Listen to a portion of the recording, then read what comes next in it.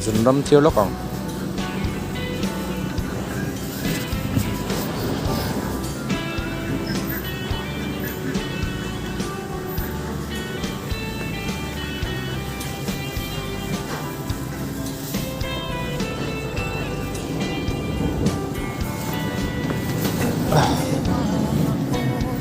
tôi đang chơi là còn bé có tôi được cả trên sao đó công hệ chắc có mẹ mình bỏ đầu té in vùng xa nghìn các tổ del đó này tổ lóc tôi là hiện selling cái thằng phê đó thì selling ở thiên quy cái hành nó vùng xa nghìn cái fan phê lệ đó này rồi đầu tiên cái chỗ là phê lệ àเขาจะจองให้ส่วนกองเสด็จละก็อินไปเสียกองเสด็จวินบทเสียอะไรอ่ะคู่มันเปิดสักโดนนะเรนโกดแมนกันเตียรีซาอัพต่อตุนจุ่มกับล็อกจุใส่ฮาลำนี้ต่อแล้วใส่ตัวลำปังในต่อแล้วนะใส่ตัวลำปังในกับเพลแล้วนะใส่ฮาตัวใส่ตัวนี่ตอนนี้จ้ะ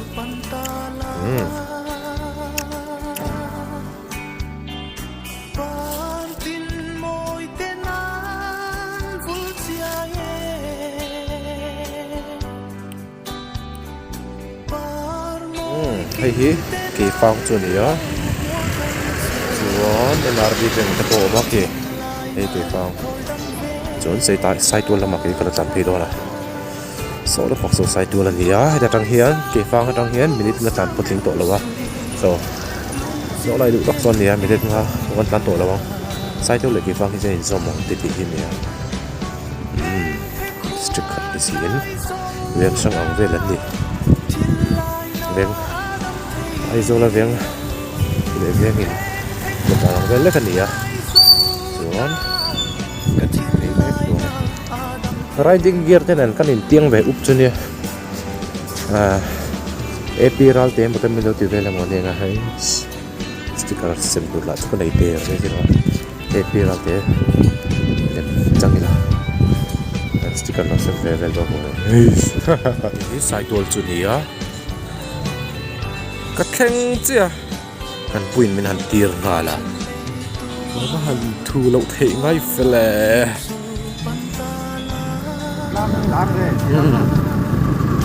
ตูน่าเฮียนก็ชูมันจังเองกลางกันปันโฉมแม่กะใส่มากลางกันปันโฉมแม่กันดิใส่นี่จะดูนี่เนมจันตัวอ๋อนี่ตุลเร่มาอย่างวัดครบไม่ใส่ตุลจุดไหนได้เห็น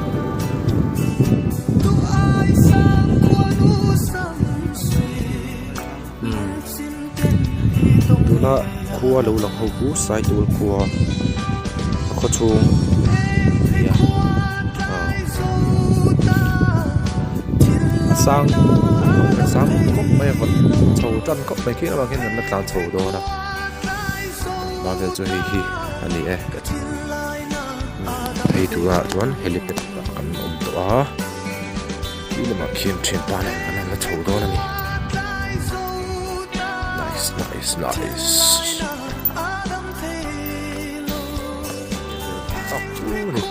แต่เราก็ที่จะมีเสียงวิกนะตรงจุดเล่นตัวกลางลำปนินเฉาเมกะเฮ้ผมก็ส่งมาช่วยนี่เฮ้ใครฮันสร้างตัวดึงเว้ยจะต้องคนกันเถอะวะกันละกัลเมกันนี่ละกัลเซเน่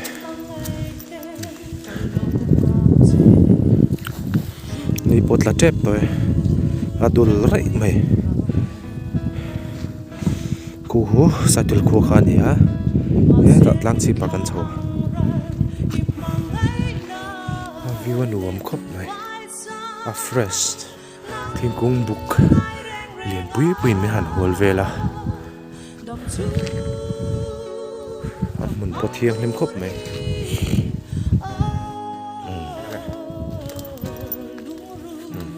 hey kalau kong food patom pay ka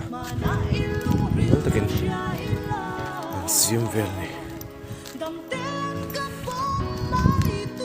the hell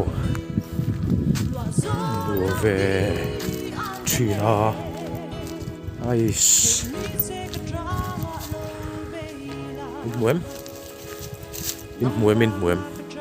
thì hiện cần có thật dễ là mà ôi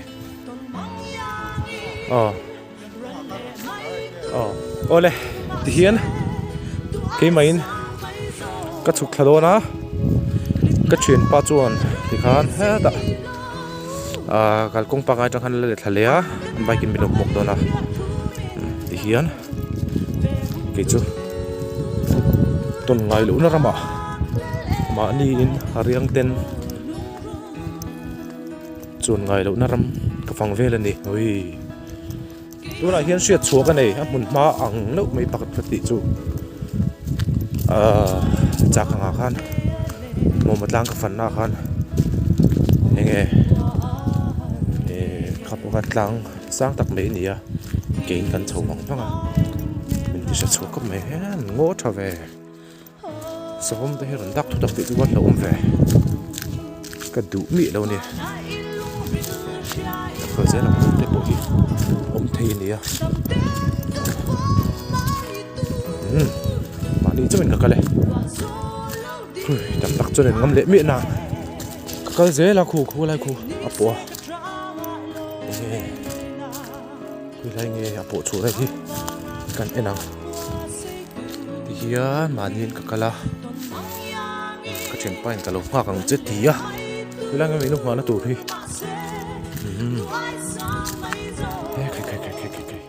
số cái lệ hấp mèo cái tạm men đâu ta chỉ nói ta thật đòn đúng không chụp dễเลยcũng có bao mấy đô là lồng mà